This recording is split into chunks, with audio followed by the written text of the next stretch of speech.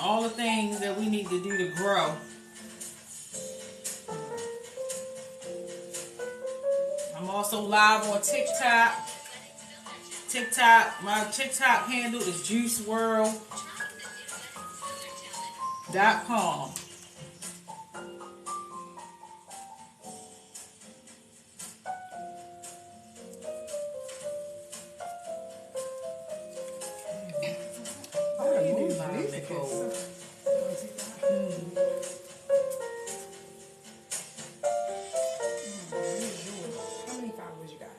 Not a lot. You need 1,000. Damn, I only got 134. Y'all, we need to build my TikTok up. You need 1,000. Alright, so I'm gonna just go on live from Instagram like I usually do. I'll use this one.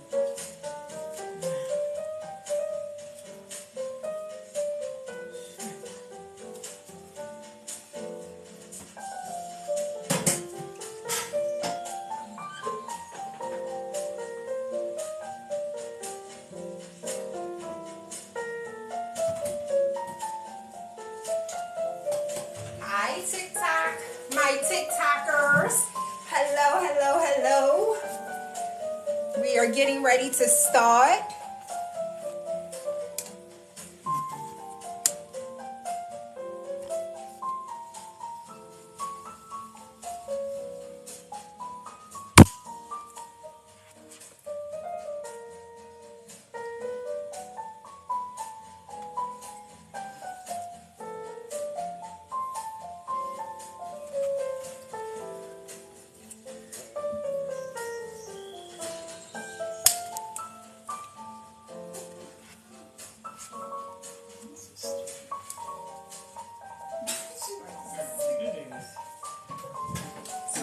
Tell y'all we're organic, we unscripted.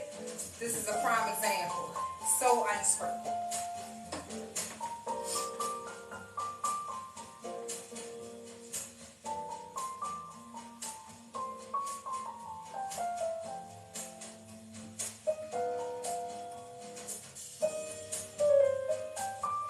This is our 5th episode. That's good. Oh yeah. Like yay.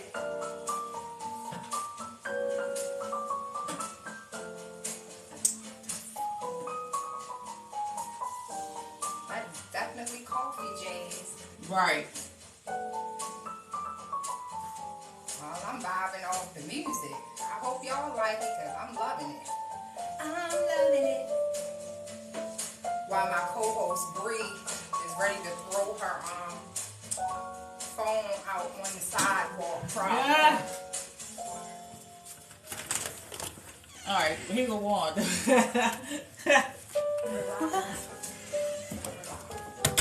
And we're live. Your booty in front of the camera. Okay, hey Wanda. Hi y'all. Alright, so oh my god. There you go. You can sit down there. I just wanted to. It's too much going on. This is Wanda with this gorgeous dress. Yes. That look like it's too big for her, so she's It's not. It's not. What can I put this? I think I'm gonna like do this. this. Please put it in front of the peace sign. So today, y'all are really getting the shop ambiance.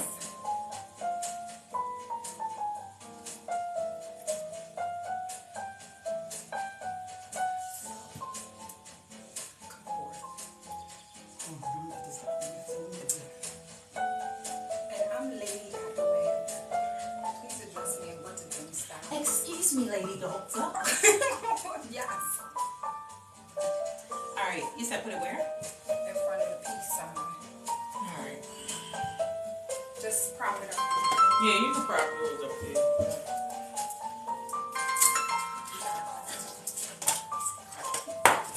Dang. You alright? Well, that's good. They ain't got a case. I took it off so I thought it. Hello? Yes. No. What's wrong? It's warm in here. Let me turn the AC. No, it's me. Oh, no. Okay, I I'm appreciate it. I didn't think you told me something here, but she She said, I appreciate it. all right. Love you. Oh, praise God. Hey, ain't nothing like water, is it? Yes. It's the hot flash. Turn your camera on and shoot. And if you're going live, sit your phone straight up. Not, Yeah, that's what. yeah. Okay. Okay, so Bree giving y'all a little dance. Marcy? Hi, watch your step. Hello. Beautiful. How are you today? Nice to meet you in person. Marcia, Dr. Nicole, Marcia, this is Sabrina or Bree, or the Juice Lady, or Did you say what? Juice lady. the Juice Lady. What is this? I'm glad to see them shoes because I Keep trying to rotate. Oh yeah, I was just there for the. We are unscripted, real like we're live right now. Exactly. I'm like, look, I threw it away. I said, look, I put Look, my it kids in. always tell me that. Okay, so where's Marcia? You got your bed, you want to do girl. Last time you got the facial and I did that. Okay, fine. Right. Okay, fine. Right, and then she was talking mad trash stuff. And I Hurry up was. with the questions. And I was. Yes, I really was. So just before we start, some of those questions were really for lenders. I know some of them are for, but in real estate they try to suggest you don't get out your lane. I get out my lane, but so some of them were really for like Probably won't as. Yeah, it'll probably be like for What we talking about? Home ownership or real estate today? I'm just titling the video. well, that's real estate in whole. 'Cause Real estate, yeah, okay. So we'll just basically ask general questions. I like those. I think it was some good questions. I mean, I have answers for many of them. Yeah. The lender ones, but some of them. Praise God. Yeah, I'll switch it up a bit. I'm not gonna use all of them. These are just all of my notes that I tore out of my book. She got answers for the ones I need to answer. I'm telling you, you could have a, you should have a more than they'll take up your whole show though. Because people are really interested in. Do you have Oh one? my gosh, I do. Okay, well we shall get the information on this. Thank you so much. Y'all, we want to take this time to apologize for Bree's booty all in the camera. Oh, sorry, y'all. Nice booty it is though.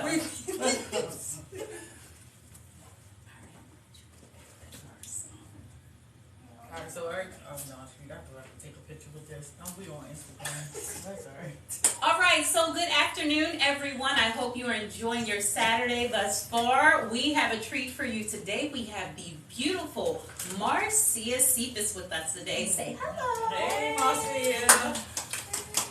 So I'm just going to tell you a little bit about Marcia, and then I'm just going to hand the floor over to her because I was snooping and I got some tidbit of info. So, Is that your jet? Yes. Oh, Marcia, she'll get out soon. she came in on a jet.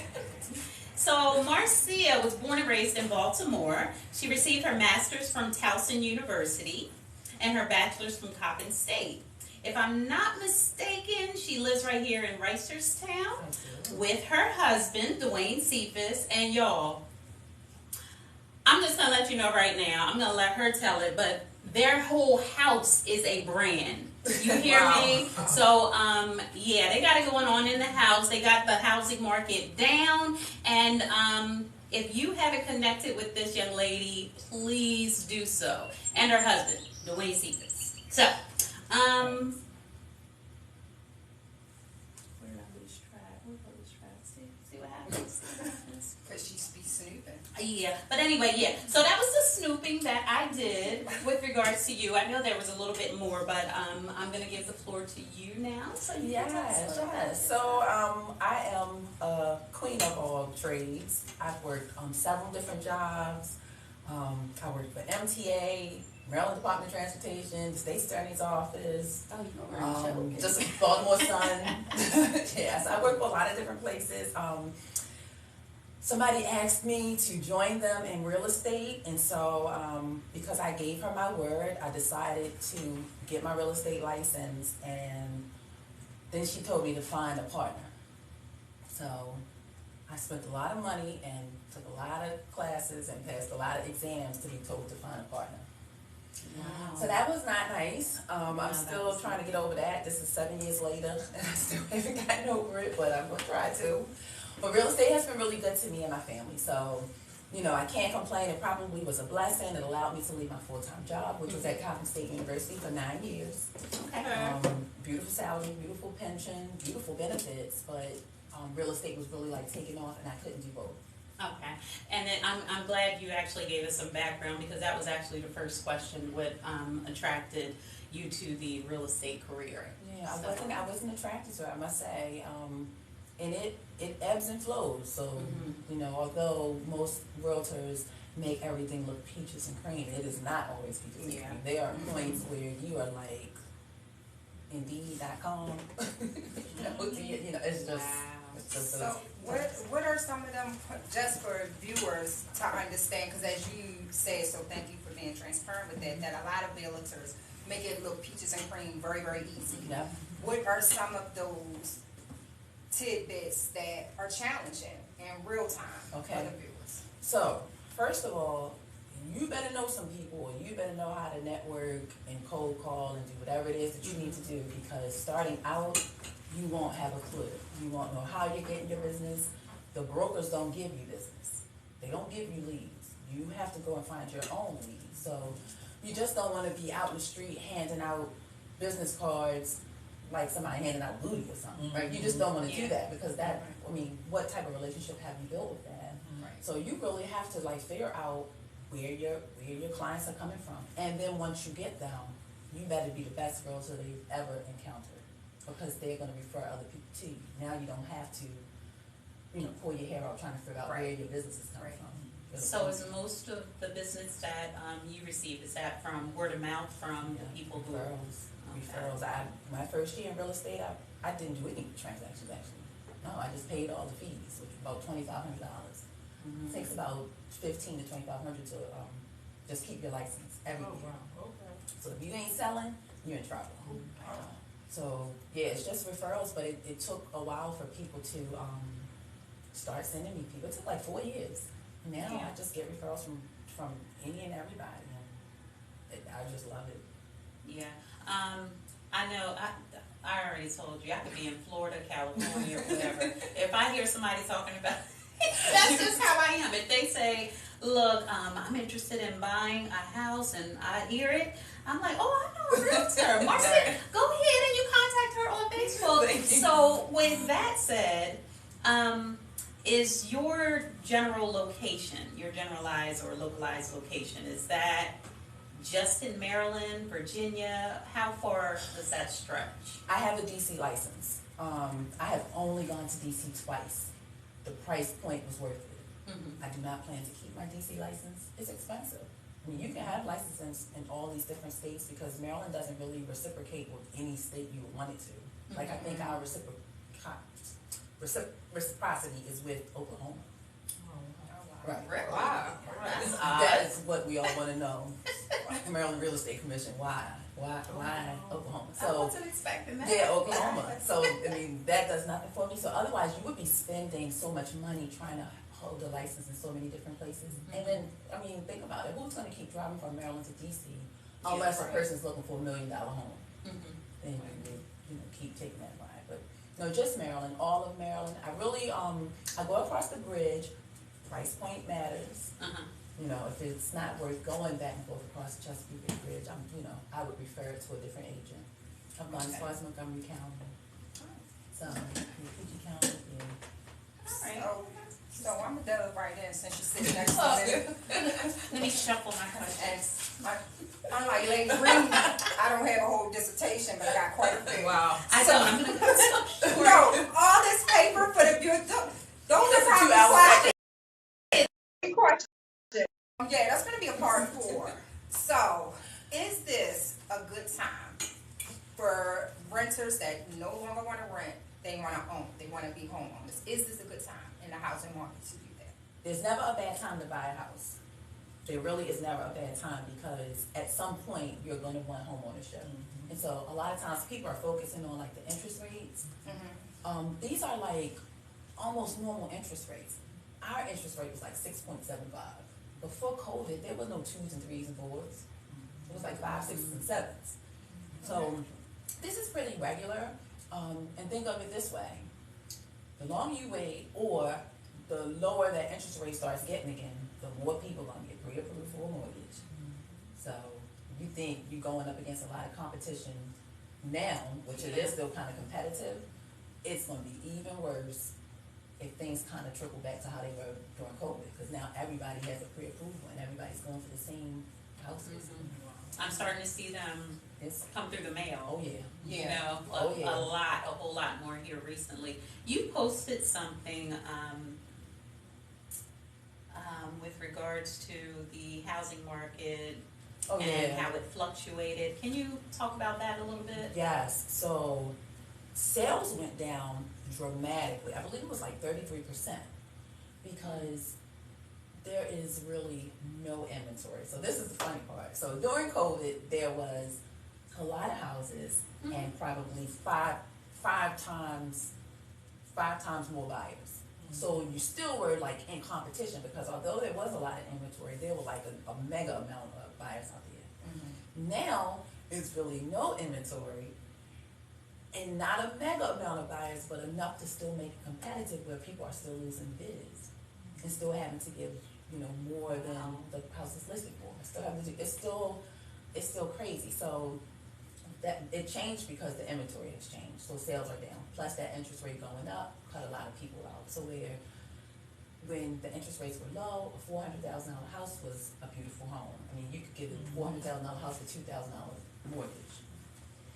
Now you look for a $400,000 house, you're paying $3,500 a month in a mortgage. So all of those people that felt comfortable at $2,000 are now out, because they really want that $400,000 house. You know, they want 3 bedrooms. I mean, 4 bedrooms or 3 bathrooms, whatever it is. Do you think that plays into, and it may not, but I'm just curious, because I see a lot of signs every now and then when I'm in different communities. I see a lot of signs that'll say for sale by owner, or as opposed to, you know, EXP Realty sign in the front. What factors into whether a homeowner is going to try to sell the home themselves, and which way would you think would be the better of the two? Usually, if they're doing it for sale by owner, they don't want to pay the commission. So the seller pays the commission to the selling broker, the straight, because people can get it confused. But the person selling the home pays the broker that's listing the property. So let's just say you're selling your house for $200,000. The commission is 6%. So you're going to pay EXP, not me, EXP $12,000 to sell your house. EXP says, okay, well, I'm going to give so-and-so over here at, I don't know, Century 21, 3% of that 6 to bring me a buyer. Right, well, they're not giving it to the person, they're giving it to that broker. So now EXP has 3%, which is $6,000. Century 21 has $6,000. The brokers take their portions, and then each agent gets their portion. So typically with the for sale by owner, if they don't really have the $12,000 in the equity to even pay to have it listed with the brokerage, they won't do it. And a lot of times they don't realize, especially if they've owned their house for a while, how complicated a Maryland contract is for real estate, and how if you have the equity, you should use a real estate agent, because as soon as it gets down to that paperwork and how it's supposed to be signed and things like that, that's where you see most hiccups. So do you have to own your home to sell it for yourself? You have to own it? Because I know, you know, when people pay their houses off, do that make them, like they can sell it? They like can sell it whether they have a mortgage, or they can sell it, they can do for sale by owner whether they have a mortgage or whether they own it. Oh, okay. Yeah, you're still the owner, quote unquote, Okay. because at the end of the day, you know that whatever you sell it for better cover that Whatever. balance for that mortgage. Balance. Yeah. Yeah. Okay. Yeah. So really, you just not paying the realtor. You're not paying a company. Right. You're paying the people that you owe the money to. And different taxes. So like Okay, with the taxes. with the sale of a property, like you pay like transfer taxes, which is like transfer of the deed and all that, recording and all that kind of things with the deed. So there are like taxes and like you said, the balance that you pay off. It's fine until it gets to the paperwork. Say you put the sign in your yard for sale by owner, and 16 people send you a contract. Most of them probably gonna be working with a realtor. Now you got 16 50-page documents in front of you, and now you're trying to piece through and figure out who said what. So that's when it gets there. I also got one more question. How about those people that send you letters about, like, them companies that say we'll buy your house, whatever it is, you know, we'll just buy it out, you know. I know that that's a scam, you know, but I have really heard stories about people that have done it and they didn't get the money. Well, that's what I was about to say. So this is Marcia's opinion only. Right, I'm saying it right here because those people that do that probably will fall out. Yeah. My opinion only. Ask the ones that say we'll buy it for cash in 7 days and all that kind of stuff. See how much they're gonna give you for it. That's crazy. That's where it is. Okay. How much they're gonna give you for it, right? So I always wish people would do this because when they do their commercials and things, they're like, you know, why use a realtor? Why do this? Why do that? And if a person needed money quickly for some crisis or whatever, maybe that is a good way to go. But you are going to give up a lot of equity going that route. But that's fine because you don't have a choice, right? That's what you got to do. But when they come, I would love for somebody to just say, how much are you going to give me for my home? And then that person that hopefully knows their value would know what it would cost to have a realtor. That way, if I'm gonna give you $75,000 less for your house, but you're gonna pay $12,000 for the realtors to do it, right? But I don't think. But of course, you know, if they're not there, right? Exactly. If your mind's not on really like trying to weigh, well, wait a second, you're about to take $75,000 away from my pockets, but I can pay somebody else well. You just aren't thinking that. And losing equity. Absolutely. You ain't touching equity. Is this? That's going to the person that's about to buy it. It's funny that Marcia's pointing. Marcia's pointing.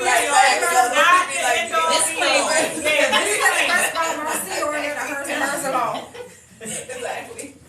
So for a first time home buyer, what are the steps that person should be taking? So hopefully the person has already, especially if they've already been thinking about buying, they should have already started saving. Anything, I don't care what it is, just save.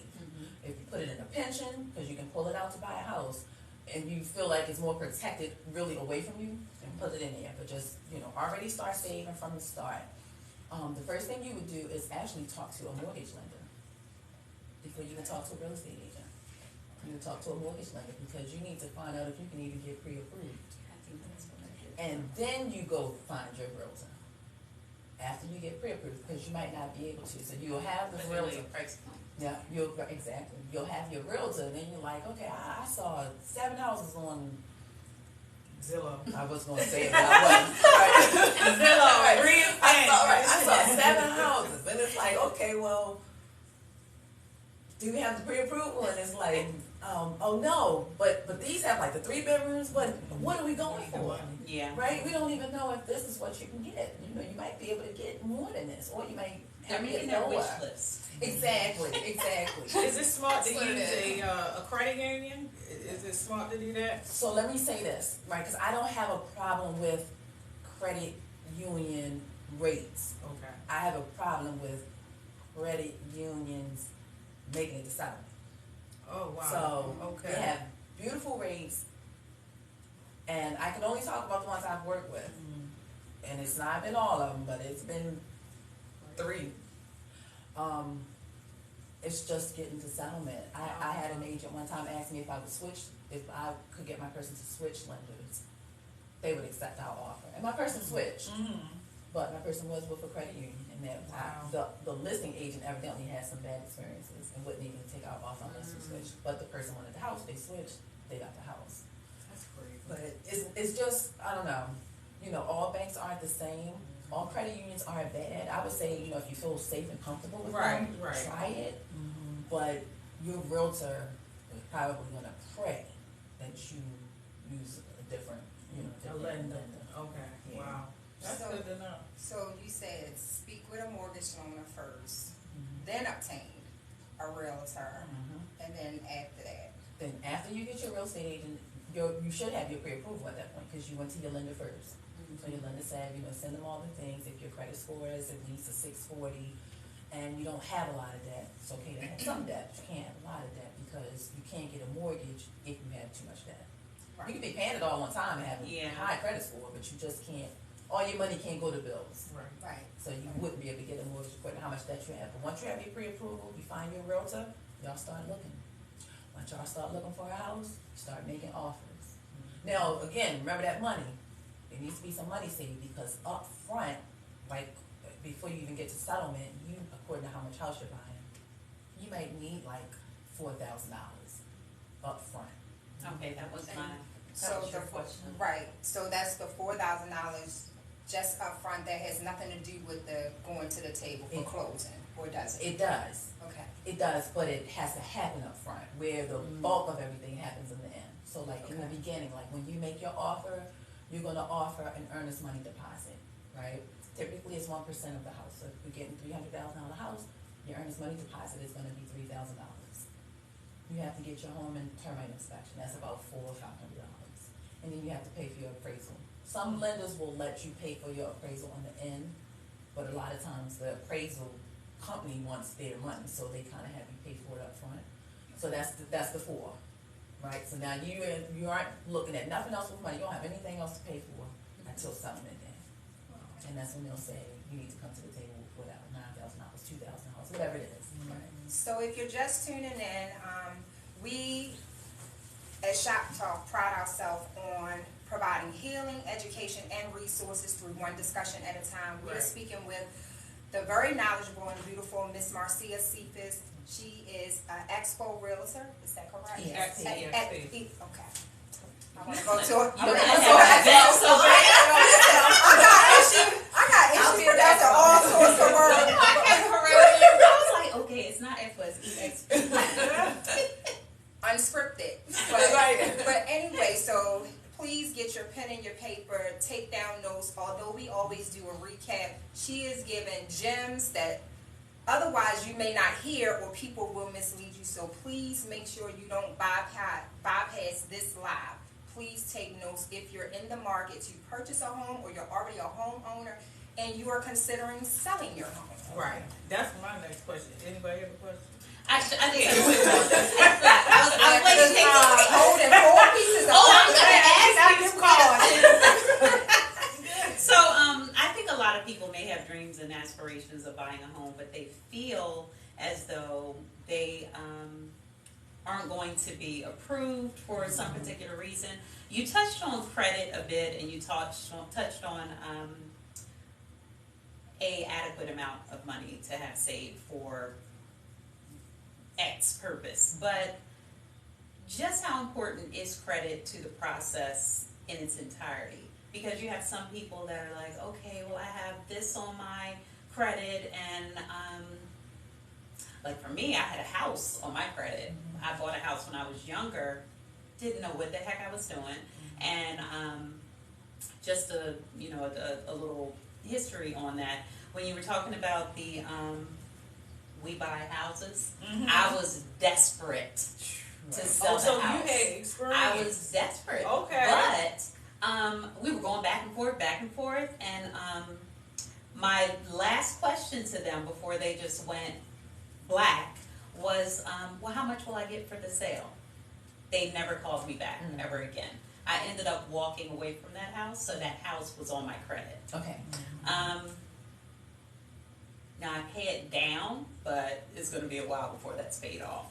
So I guess the question would be, when you have someone who's dealing with those type of things on their credit, and they may not want to file bankruptcy, what would you suggest to them as far as, purging their credit process, so they can have a more appealing credit score? So, actually, any person that I receive through, word of mouth or whatever, that knows already that they have something questionable on their credit report, I actually just put them in touch with my lender, because I've had some pay off the wrong things. Wow. They weren't things that mattered to the lender. Right. They done spent $2,000 paying off something that was irrelevant. Yeah. One more thing to that, because you just said that. With them taking and this was your question too, but it's like right on time. It's like right there. It's like, it was a good segue. So let's say it together. So would that be something that they could learn through the homeowner classes that they require? A lot of places will require that they take. It won't tell you what to do on your credit, right? So the mortgage lender, at least one mortgage lender that I use often,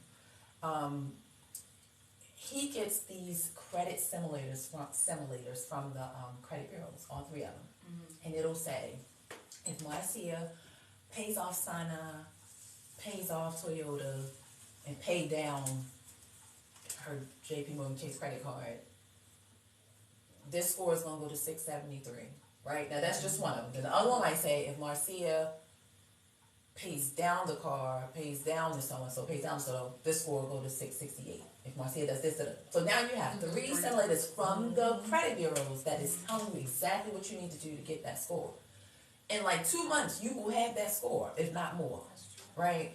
But if I just take it upon myself to go spend this money on these doctor's bills, and the simulators ain't say a single thing about doctor's bills, I could have been using the money to pay what I should have been doing.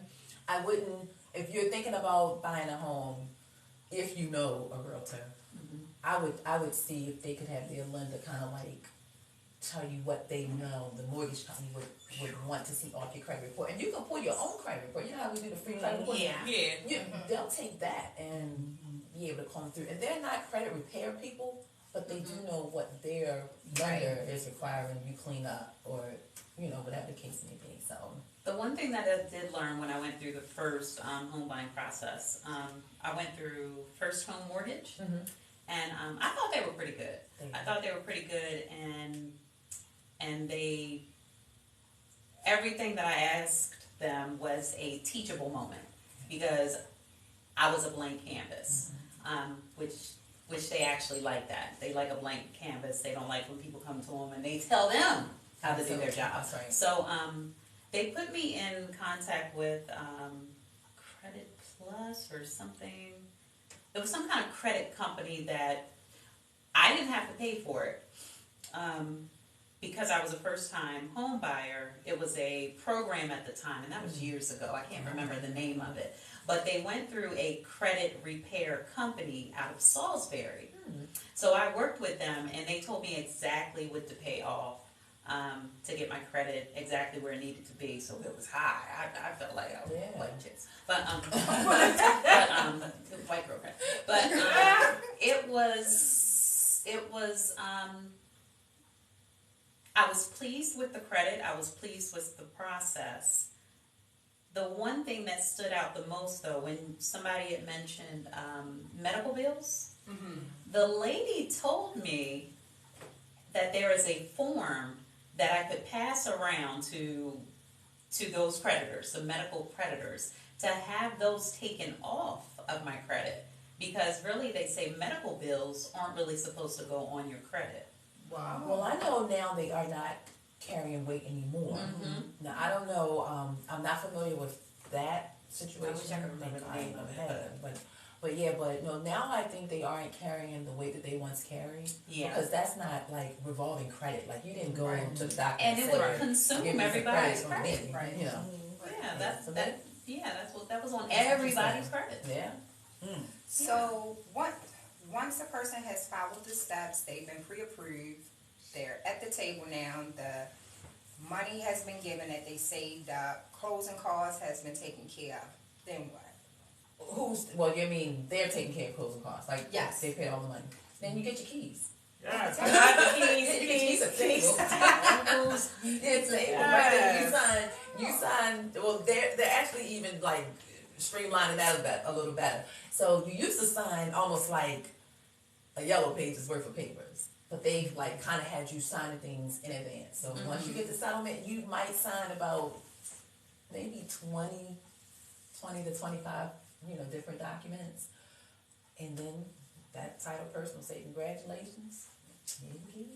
Yeah, it's a painless. It's a little more painless. It is, because I remember when I bought my home, first home, because my next question is about second home ownership. Now, my first home, it was 07. We signed a whole bunch of papers.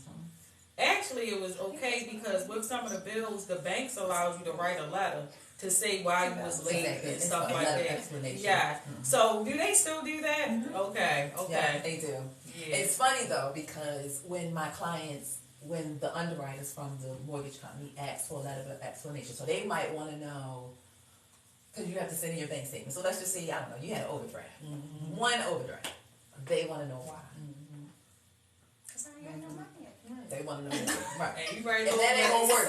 So that ain't gonna work. When they come home. You gotta make them something. Can you make this thing? You gotta tell them something. So I'm telling my clients, Coffee back in like, 30 look, days. look, I'm telling my clients, I'm like, listen, when you get your request for that letter of explanation, don't you send no letter before you let me say it. Because you gotta really put in there, you gotta sound like you. You have to make it like it wasn't your fault. Right. You know, I hate to say it right live, but you have to make that like it was the bank's fault. The bank messed you How up. do you make that not your fault that you have insufficient funds? Because I'm I'm gonna tell you why. just asking for the people. Because you forgot it was a holiday weekend and you forgot to transfer the money from your savings into the check. Right, and then Y'all hear what she telling y'all? Or you can be like me and just blame it on your mother. Transfer the money. I did. I threw it right Your in. son took your card and went to the thing. You told him to get a gallon of milk. He got a gallon of milk and a gallon of ice cream. That's not about right. Somebody would never follow instructions. Because that document just goes in a file, right? It's not like they're gonna. Well, so no, it does just go in a file. But if it's not explaining it well enough for that underwriter, they won't send it back. This isn't gonna work. Yeah. We need to know you know, and it's like almost like there's a snowball rolling down the hill. Yeah. So if you can get that letter of explanation to explain it thoroughly in 2 or 3 sentences now. Explain it, that's it, and then just leave it there. But if you give the wrong explanation, they won't push Okay, it so back. mine must have been right.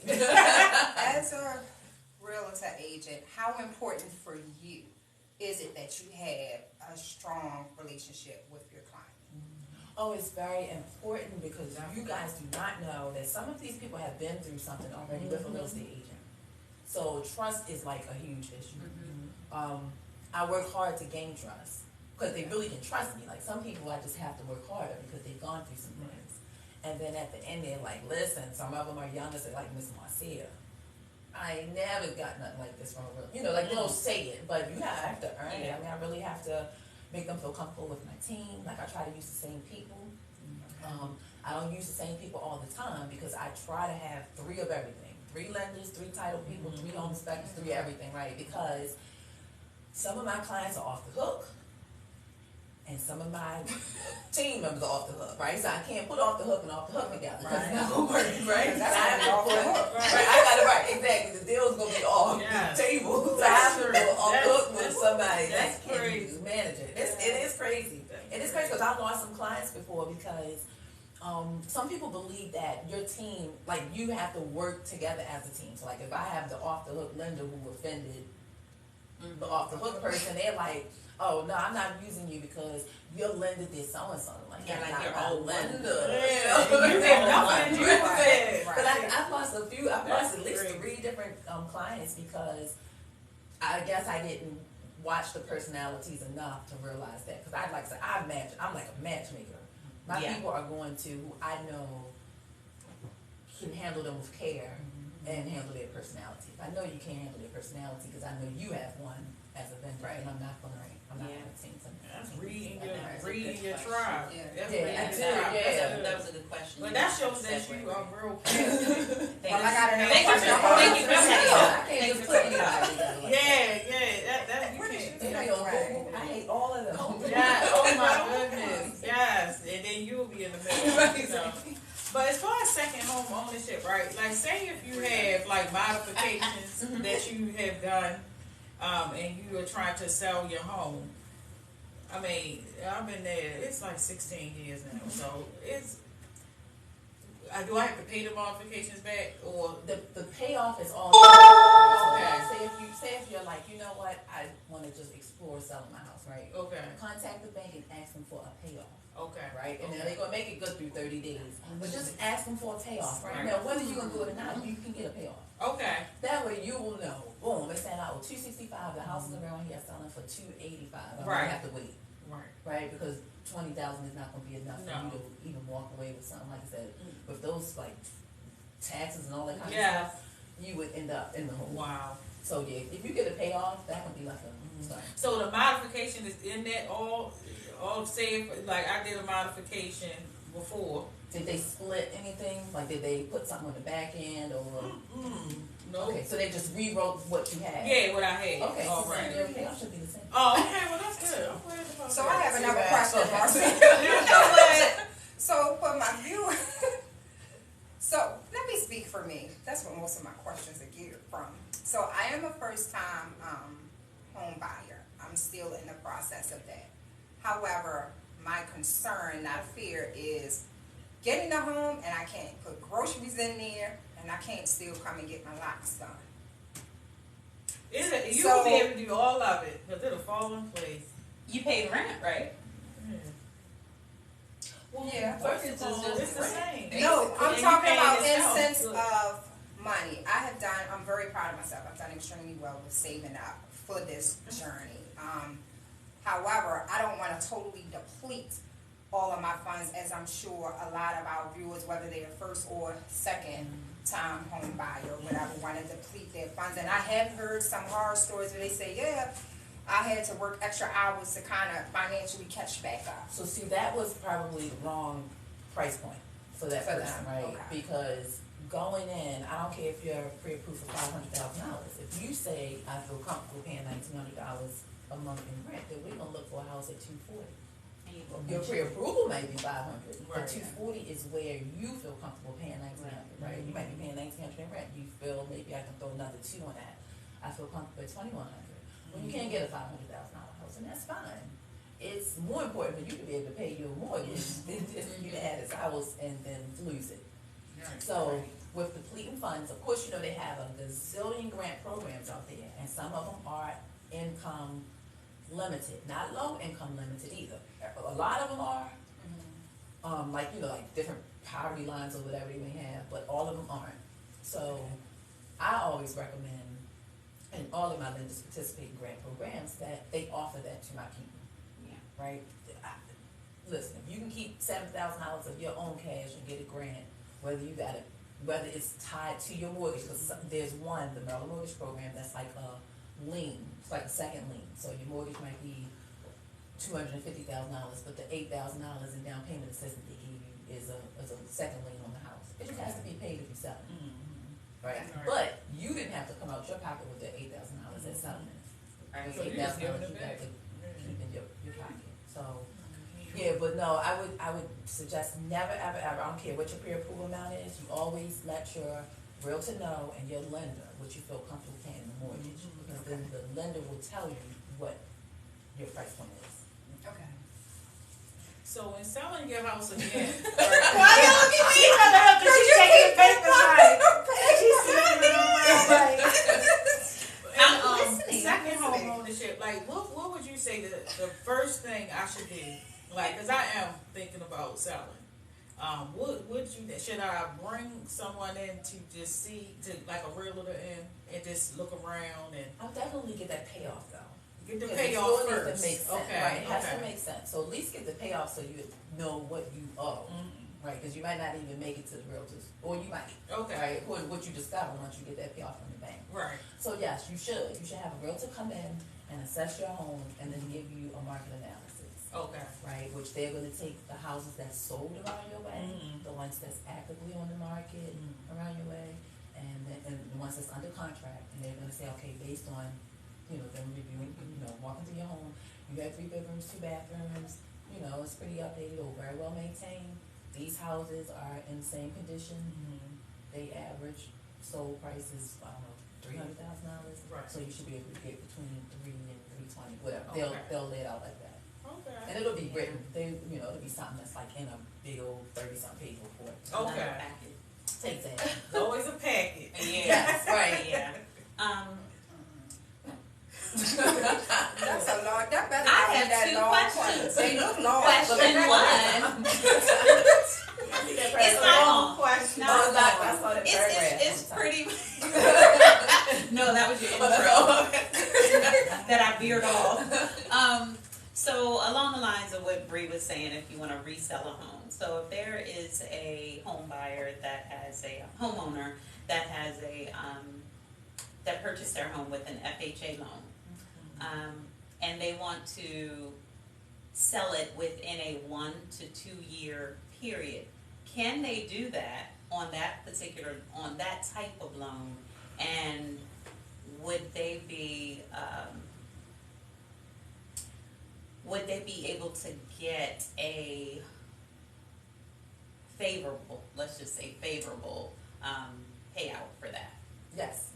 So the value of the home is always tied to sales, right? And you can sell an FHA, any finance home, in a year or two. Some people turn around and have to sell in 6 months if they can't meet the mortgage.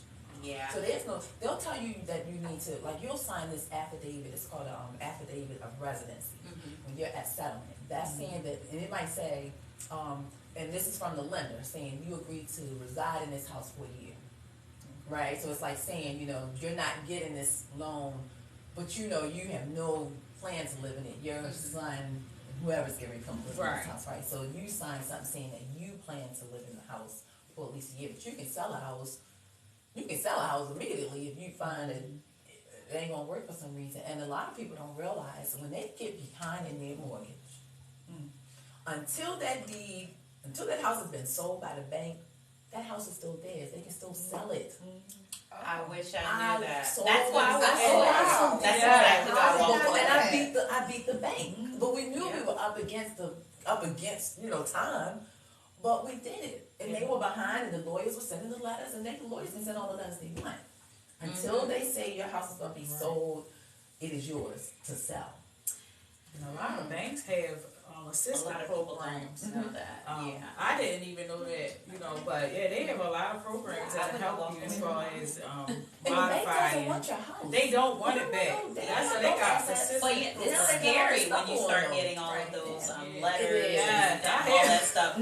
I literally had a yard sale, packed up, and moved out. And the house didn't even really get sold for another 3 years, so it just sat there. That happened to our family. I just wrote That back happened and to my waved at mom. it every now and then. And people started squatting because it was a pretty new house. Wow. But my mother didn't know. She was first time homeowner. Yeah. She was very young.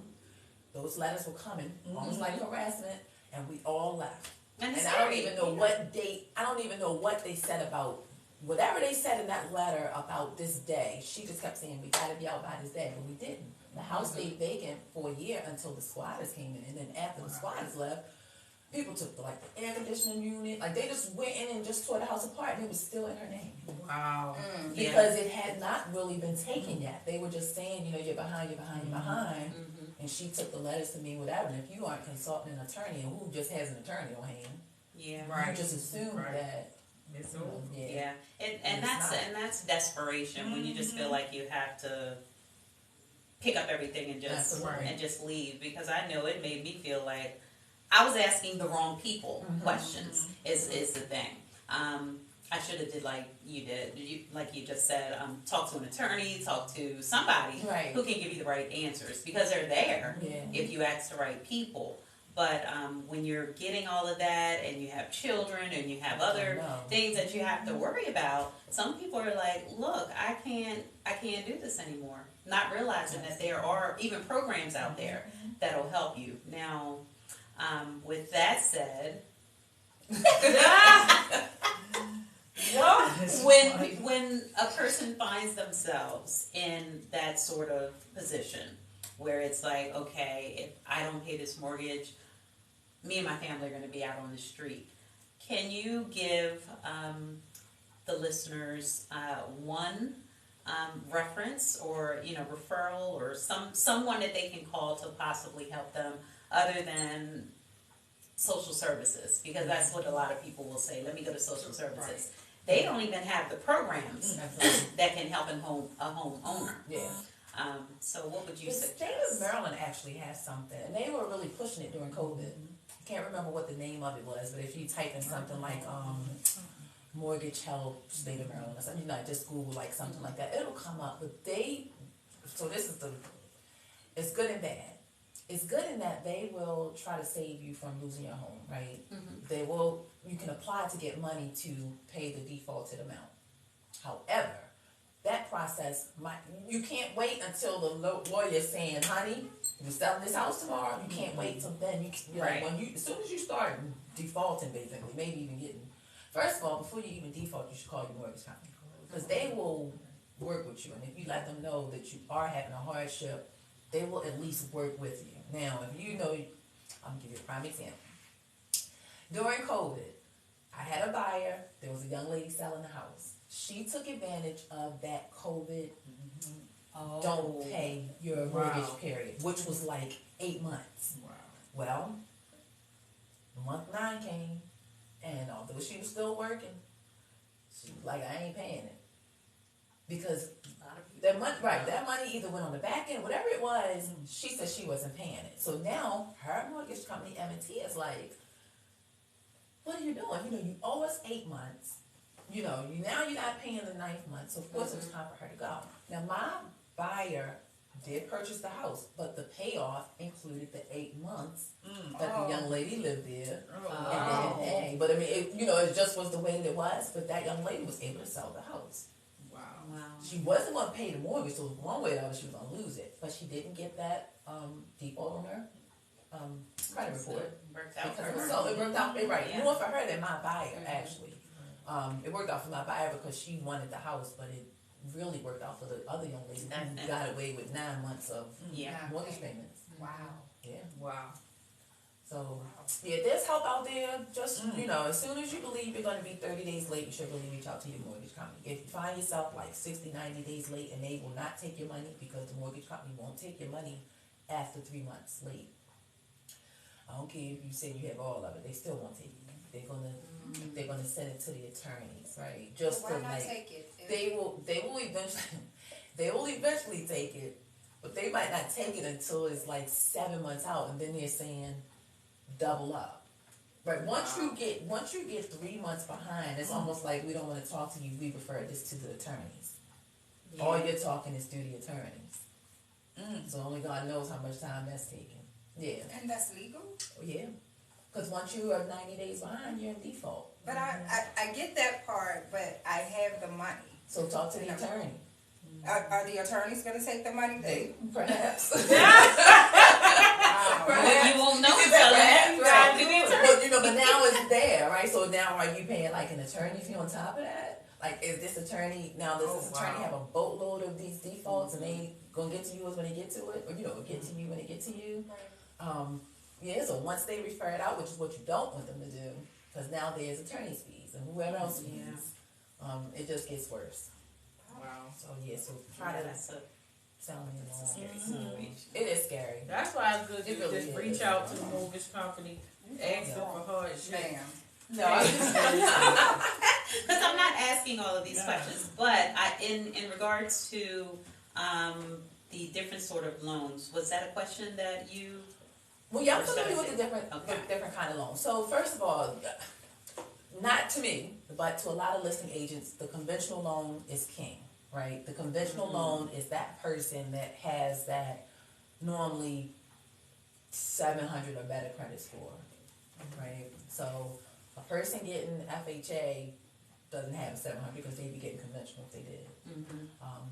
But conventional is king. It used to be conventional was not like government backed, but now they do have some government backed conventional loans. That's why people can put down 3% versus 20% for a conventional loan. It used to be 20% for a conventional loan.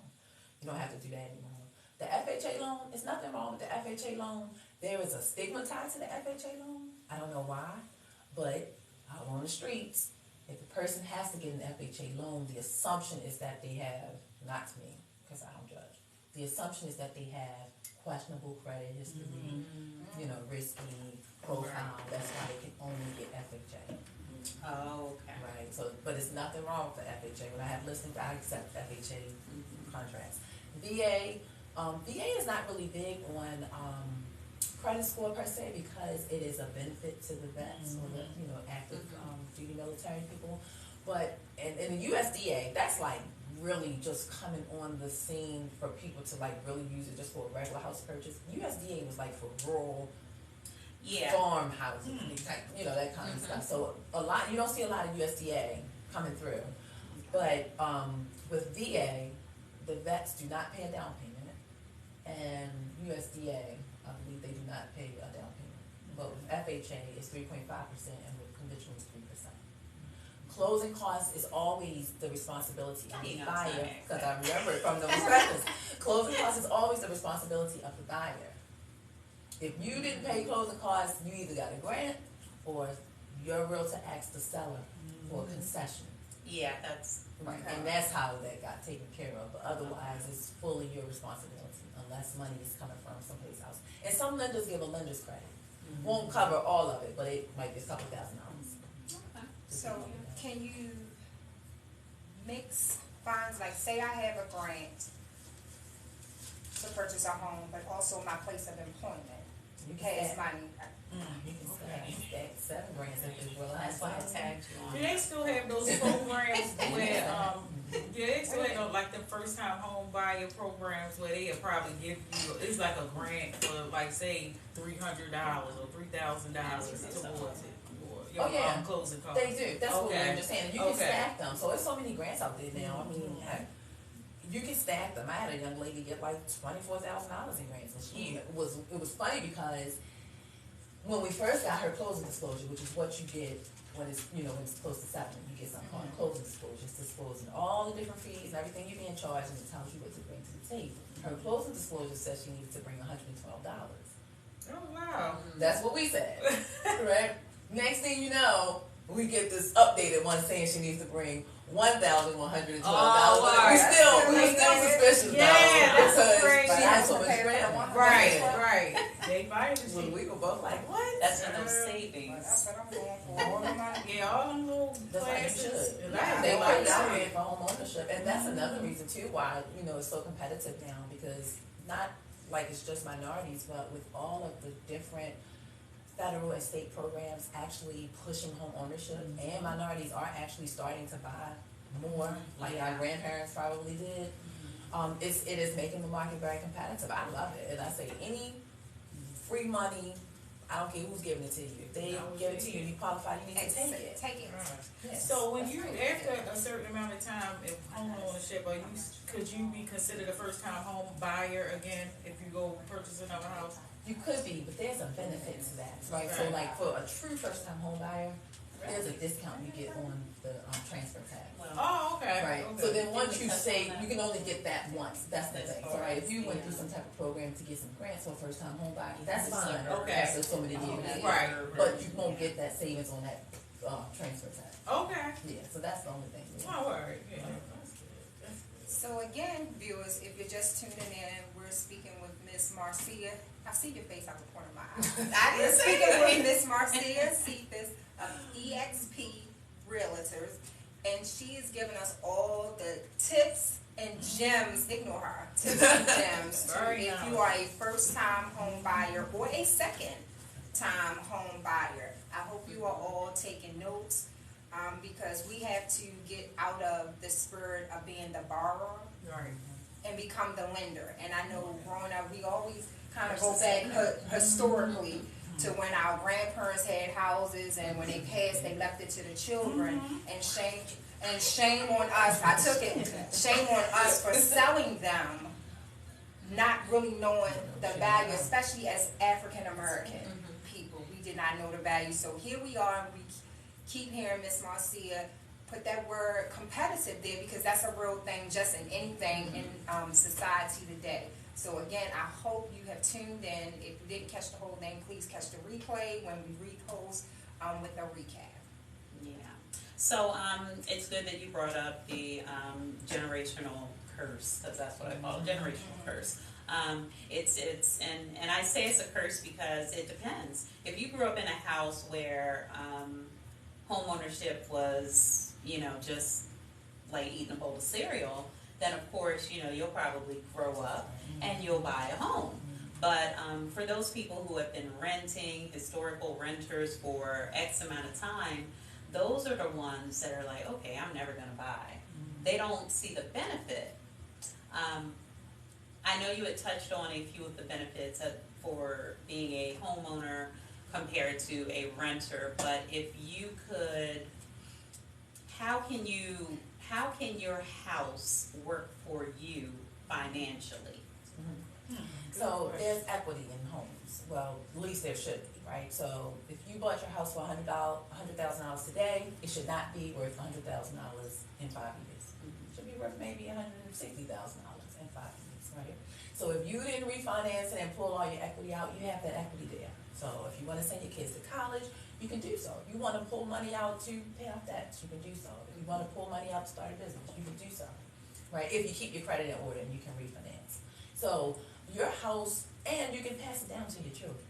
Right. Right? You can have that family home that we used to have back in the day. I didn't have it, so I didn't come from, I wasn't raised in a home ownership house, and when my mom did get the house, she lost it. Right? And probably because that's not what she saw. So and then when Dwayne and I got our house, it was trials and tribulation. I know that Realtor was ready for us to be on going. Right? So it was just all wrong, but it worked. We're still in the same house 21 years later. We love our home. We've invested in our home. We update it. We do whatever we need to do to make it ours. Yeah. We might have put more in it than what it's worth, but it's worth it to us when we're entertaining and spending time out. Right. So that's not a big deal. But a person should own a home. And I say this, and I know people hate when I say it, but if you rent a house, you are buying a house.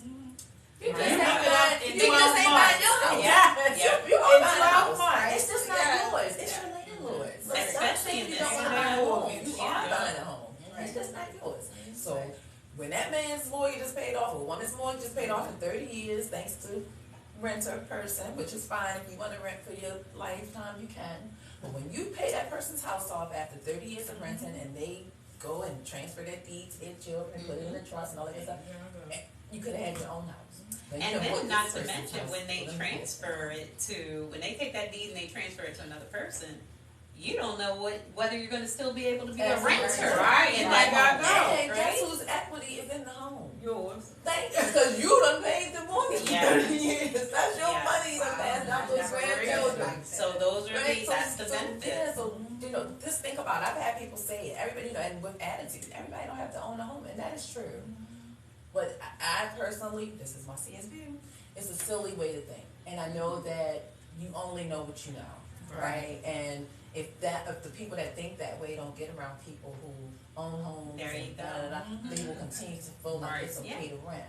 I had one young lady, she was actually in a position to buy, and she said, and we were looking for houses, and she said, I don't know, Miss Marcy, I'm getting nervous. I said, nervous about what? She said, because what if my plumbing, like my toilet starts leaking? I said, oh no. She said, yeah, but what if, and she was like naming things that happen when you rent. What if it's your house? Get it fixed. Yeah. It's yours. And don't wait. It's yours, right. If your mortgage go up, it's because your property taxes went up, which means your house assessment value has gone up. Right? So now your assessment has gone up, which means your house is worth more for the state thinks. Right. Your mortgage has gone up. These people are saying their rent was going up $200 and $300 in one jump during COVID. You don't have to face that when you at least try to put yourself in a position to own. Yeah.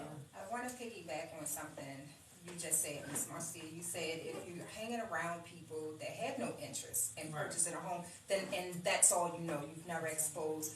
And again, that just ties right back into what the basis of Shop Talk is all about with the three of us. And one of our mottos is you cannot heal and thrive in a place that ills you and holds you back.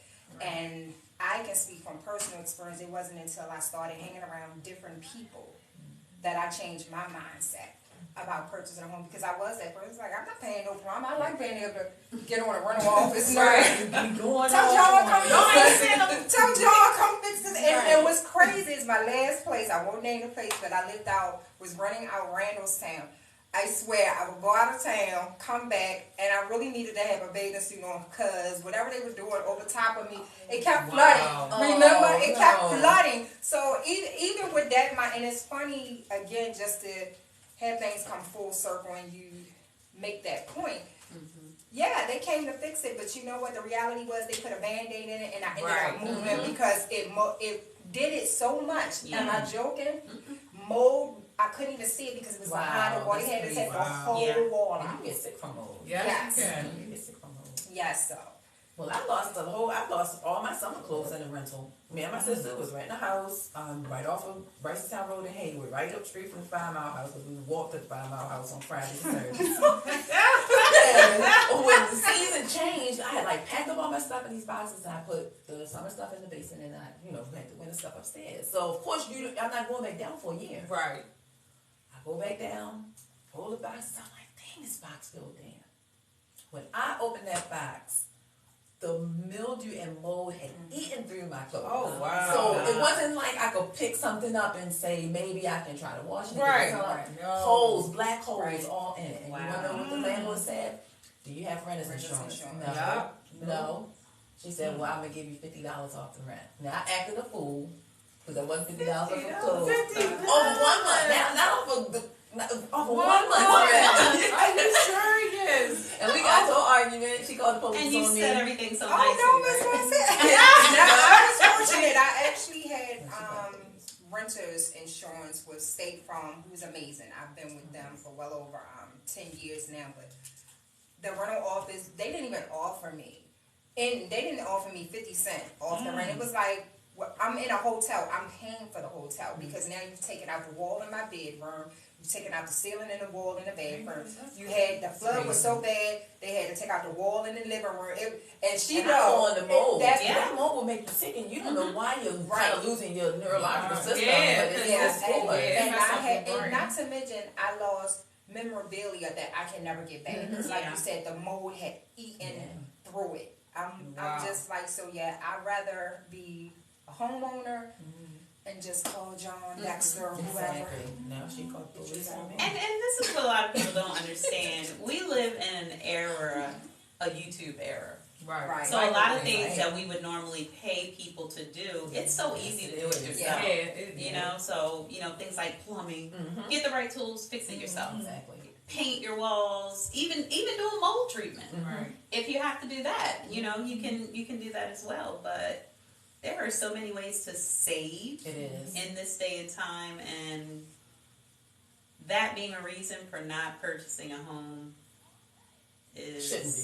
Yeah, it really shouldn't be. Yeah, It shouldn't be. So if any of those are y'all reasons, I encourage you and invite you to start today and change that mindset. Yeah. We're going to have, of course, Miss Marcia give you her contact information if she's comfortable. And also when I do the recap, I will also be posting her information. But there is no need for all of us to remain being renters. And I never even put it in clear perspective when you said, you're buying a home anyways. Right. I think about how astronomical that rent increase was. It went from $50 every year to $100. Man, that's a lot. That's a lot.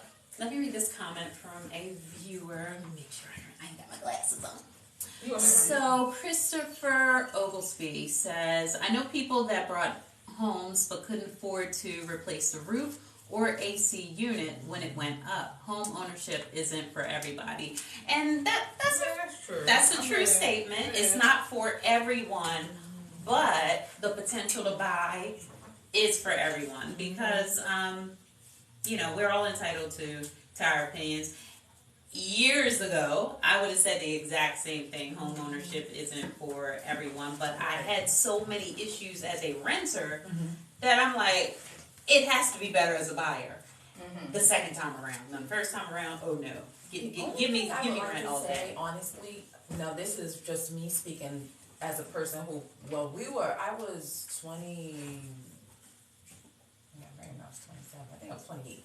I was 28 when we got our house. Did not have a clue. Listen, I come from straight poverty. There's probably 2 houses still standing where I live, and I live in about 10 different houses coming up. All the other ones have been knocked down because they should have been knocked down then. But slumlords existed. Boom, my Right. slumlords, right? That's what it is. So the time might not have been right for them to buy if in fact they could not replace those big ticket items, right? Maybe it just was the wrong time to buy. But if their life allows it, there's a right time to buy. Maybe they were just strapped for cash, and it was the wrong time to buy. But anybody that's capable of buying should really try to do so. They really should try to do so. I mean, it's still a choice. You choose to do what you want to do, but there are benefits to owning a home. It's just really different than, again, owning your landlord's home. Well, you don't own your landlord's home. I mean, it's just different.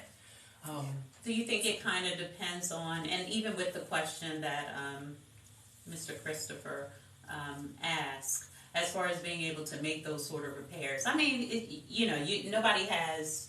Oh, I can't say nobody because some people do. Right. I For the don't most part, have neither do I. that kind of money just lying around. But I know that some, not all, but some homeowner insurance will cover those particular items, especially the AC unit, depending on how and when it was purchased, a year, and it's some more stuff that they do. But And the roof. Honestly, because the roof, and the roof. they take a beating with weather, and there is in people's insurance policy there is weather damage roof clause, in there. And so if a person gets up there and they see that it's been damaged with wind, hail, snow, you can get it replaced. But again, who would know that? Probably who Mr. Christopher is speaking of. And again, maybe it wasn't a good time. Like you said, you deplete every penny you have to buy your home, and the first night you stay in there, cut the heat on, and it clumps out. It's over, and you feel like you can get those things replaced. But if you deplete your money, it would be difficult. I know we had no money. We got a gift when we purchased our house. This is being transparent. We weren't rolling like that. We just didn't have money like that. So if anything were to go wrong in our house, we would have had to figure it out and bite the bullet, until we could figure it out. We didn't have plenty of money. I think I was making $20,000 a year. Yeah. At that point. So. Now our roof actually needs repair right now, so we actually paid out of pocket to have it done. But we could have gone through the insurance company, but the insurance would have gone up because we already filed a claim for a leak after we purchased the home. Okay. So it just benefited us to just leave it the way it was. But even with those sort of repairs, do you think that it's better for homeowners to go through the recommendation of the insurance company or to outsource and get someone to do it? Well, if something goes wrong with us, we make a claim. I don't care what it is, right? Because we're not paying insurance tonight to claim. So we make claims, and we've made claims before. We made claims for jewelry that got missing. I went against the homeowners, policy. We had a leak one time. One of our toilets was leaking from the top floor. Put in a claim because it went down into the living room, and then found out actually I ended up getting an additional $250 because whoever the company was that made some part of the toilet had a class action lawsuit. So people who had those toilets got $250. So we ended up getting a check later on. But no, we make a claim for everything, any and everything that's on that policy. We make a claim because we pay our insurance to make a claim. Our insurance hasn't gone up no more. I mean, Dwayne don't complain about the mortgage, so it can't, clearly didn't go up too high, but we make claims. We make claims, and if it's something that's small, if it's like a small ticket item, maybe not. Maybe you should try to pay it if you can. Yeah. But if you can, you have like pipe insurance too. Like I know we'll be in a city rather than like they have insurance called Home Line, and they cover like pipes and like I dealt with them. They pretty professional. I mean, from what I never had a problem, But that's small. You pay that monthly. It's small, $9, $10, and because my pipes burst one year, and I was at work at the shop doing hair, and my neighbor called me and said that your basement sound like it's like a waterfall is in your basement. Wow. So I went home, it really did look like a fire hydrant was on and water was coming out. So it's nothing you can do when you're in that situation, but just let it happen. Right, 'cause what you gonna do? But I had made a claim to my homeowners as well as made a claim to the pipe insurance, you know, so I didn't have to come out of pocket with nothing, and I gained a good plumber, you know, so. Yeah. I still want to go back to, I gotta go back to Mr. Christopher, because I'm also wondering with these people that purchased these houses where something went wrong with the roof and something went wrong with the AC unit, hopefully it was not instantly because the home inspection, that was one of your questions. Right. You know, if you got a home inspection, that home inspection report should have, you know, if it was visible at the time of the inspection, it should have shown some issue. Now, maybe it didn't, because maybe on the day of an inspection, everything was working. It was sunny, so you didn't see a leak from the roof. You couldn't run the air because it was in the winter, right? You're not going to run the air in the winter. So maybe there was just a reason not to see it, but that home inspection will save you, and don't ever, ever, ever give up doing your home inspection. Even if you don't ask for repairs, get your home inspection. Follow-up question from Christopher. Are there any programs that help with these situations? Not speaking of payday loans or home equity loans, are there any government assistance programs? Typically, it's for like senior citizens or people with foster kids. Like it's some type of special needs person, right? Not like, you know, but you have to have, it has to be something like you're either a senior, like 62 years and older, or you care for foster children, it has to, or you have a disabled person in your home. It has to be something, like you can't be physically able to work or whatever and get the assistance. It has to be something about you that where they feel like you have to need. Yeah, the only other place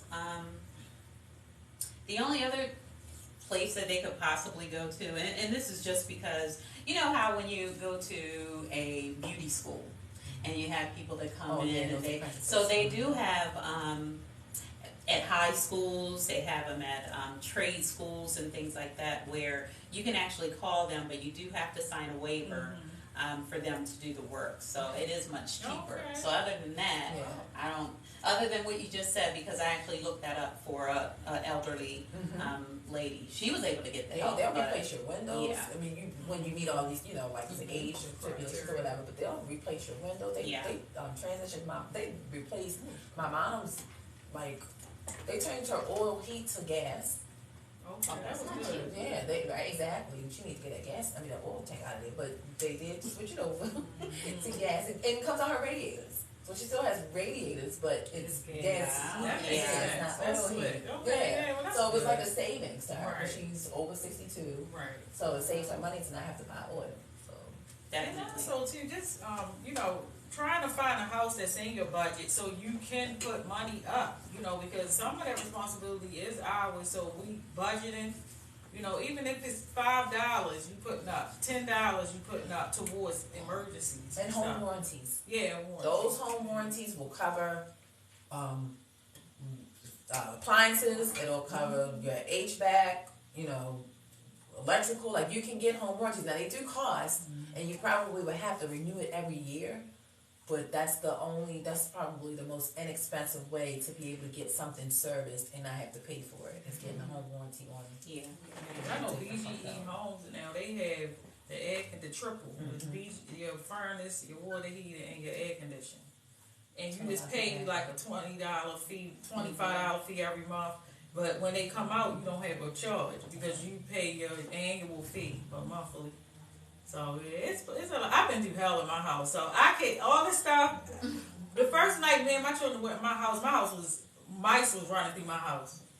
Everywhere. We standing on the table holding hands screaming. Like it was so many. Take the whole house. And the inspector told me that there was no rodent or pest activity. Girl. But if you had what you had now, he had to see a black something. He had this Yeah. all my Unless there was no food.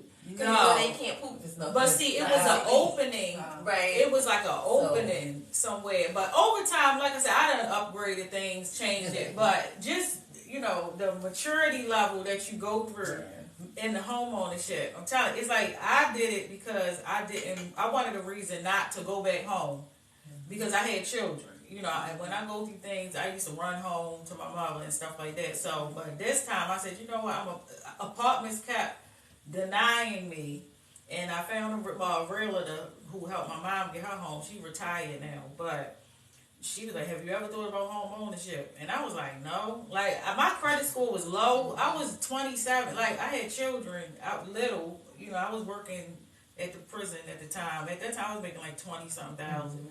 And I'm like, no. And then I got it, didn't know how I was going to pay for it, you know, but now it's down the line. Now I did modifications. I got the foreclosure notice. I got the pink slip from BGE, the water. Like, I've been through that.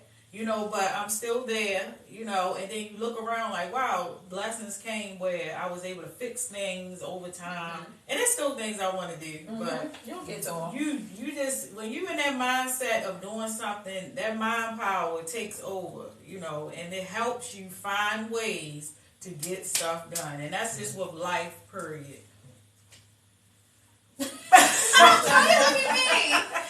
When she said that, you just have to have a mindset. It just reminded me of the book that you gave me because I've been saying a lot that either you can have a fixed mindset or a growth mindset. So that could have broke you. You could have been like me. I was broken.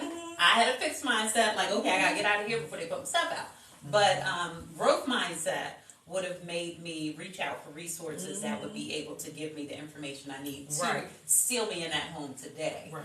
But, you know, the fact that you're still there. Yeah. Right. Emotionally, it is overwhelming. It's overwhelming. And I can see how people break down. Yes. But after you break down, get up. You gotta right? get And up. start making phone Yes. calls. Right? Because we all like have those moments. But then that's the importance of having people around you. You know, the right people around you. So, yeah. That's important. Well, So, it has been. Listen, y'all know we are unscripted. We are unscripted. So I want to go on a book and say, I want to have you back, but I want to have you back just to do like a round table, womanly conversation. I love your energy. I love your organicness just about your presentation. Thank you. And anybody that can keep their heels on and either put on some flip flops like me, you win. You got it. Yeah, when I saw her, I was like, look, she's going barefoot like this whole Grabbed the shoes. He was like, well, where y'all going? I was like, where y'all going? Anyway, I said, I get in there. I'm doing what they doing. So. Right. Yeah, we comfortable here. Real, you know, try to make everybody feel comfortable. Because it's not about perfection. This is who we are. Of course, people that follow us know we switch it up depending on what the situation is. But we want it to be real. And share from our own personal life experiences. We share from social, environmental situations, all of that. So I truly, and that's my invite to have you back. But before we really, really wrap up and close out, can you please give the viewers your contact information? Yes. So I am on Facebook as marcia.cephus Realtor. I'm on Instagram as Marcia the Realtor. I'm on TikTok. I don't know what I'm on is. But You gotta look at the name. Wait a minute. It's different. Right. But TikTok. And my email address is ciatherealtor@gmail.com, which is ciatherealtor@gmail.com. My phone number is 443-506-0987. And I'm only saying this because I think it's funny. My name is pronounced Marcia like Garcia. Because I know a lot of you want to say Marcia. I didn't say Marcia. Garcia. Keep Garcia, y'all. Don't say Garcia. Y'all say Garcia. So my name is Marcia. So did I say it right? You did. Oh. You said it right. You did, but I have people challenge me. They challenge me. Wow. on your name? How they gonna challenge On your own name? I've been challenged at least challenge 7 people different on their times. name. That's Spells crazy. is spelled correctly. I've been challenged like 7 You know we both, That's both crazy. challenge people You're right. And I'm like, We Like- just did it. like- We just did it the other day. Like High rails. Told myself it's Terrell, it's They Tyrell. end up, we finish up saying Marsha. That's crazy. After, yeah. I just know that's what they're trying to be. Of course, Right. yeah, because when they say, hello, Marsha, and I say, well, it's Marcia. Oh, okay, because I know it's also named Marsha. I'm like, I know, but mine is Marcia, right? Now, if they keep going, I'll say, okay, well, mine is Marcia like Garcia. So, I don't know. You know, now you made me say that. And when we, by the time we hang up, they say, okay, well, Marsha, it was nice to meet you. OMG. Well, thank you all for tuning in. Thank you all for tuning in with our We'll be back. beautiful client. Beautiful client. We'll be back. I'm in work mode. She wanna get my head, y'all. Beautiful. Look, I With our beautiful guest, Marcia.cephus from EXP Realty. Thank you. Let's talk about that. Wanda with her questions. Nicole, wishing you luck on your home ownership. I know you definitely. I want a gift from everybody. You too, Marcia. Yeah. Okay. Get a home like Marcia. a house. I know. I used to didn't even correct people. I used to just ride with it. Some people be like, Monica. I'm like, yep, I'm right here. Oh, gosh. They're like, Monica. Well, as always, we leave y'all with something. I am Dr. Nicole, and I'll switch it up this week. Every second is a new opportunity to do something different, but as always, love yourself and love each other. And I am Bree, the Juice Lady. Your health is your wealth. Continue to believe in yourself and heal yourself. Oh, yeah. You did bars. She don't get blowing and dropping bars together. So I'm Wanda, and I always say something. I'm going to say something different today. I just want to talk to Procter & Gamble right now about the Monopoly game, because what I need y'all to do is an update to the Monopoly game to include credit and mortgage, because if children are learning about this at such a young age, and I know somebody out there knows somebody that works for Procter & Gamble, so relay this message to them. Go ahead and start helping these kids out, and even adults, as we're playing this game. You know, because it starts when they're younger, so that way it cultivates and grows with them.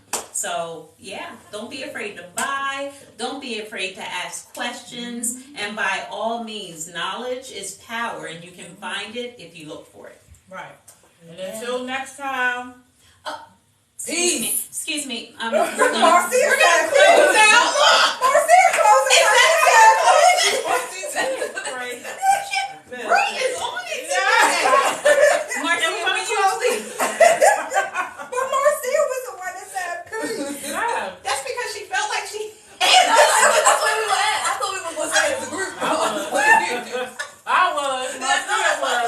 Marcia, did you have any closing words other before peace? Just thank you. No, I have to thank Shop Talk. I'm very excited that Wanda even gave, introduced the opportunity to me. And I'm so happy that the ladies had me. Had a wonderful time. I knew that I would. Because I wouldn't have accepted the offer. But I knew that I was going to have a wonderful time, and I did. So I'm so happy that they will have me back at the round table, because I will be here. Yeah. Before we go, I had mentioned earlier about your husband doing something in the housing field as well. Because you know that people, when they buy, they'll come and get your services. But along with that housing purchase, you already expressed the importance of getting your home inspections. Yes. Voila! Boom. Dwayne Cephus is a home inspector. And he is my husband, and the name of his company is ERP Home Inspections, and you can find him online at erphomeinspections.com, and you can also Google him. If you need a home inspection, he's your guy. Oh, let's get Yeah. a commercial. Yeah. All right, well, we hope you guys enjoyed the show. If you have any questions or concerns, comments, referrals or recommendations or anything, even if you just want to tell us how bad of a job we're doing, reach out to us, email 123shoptalk@gmail.com. We'd love to hear from you. Thank you. And on that note, Peace! We need to go quick. she stayed putting her booty in the camera. All my TikTok views. Now Oh gosh.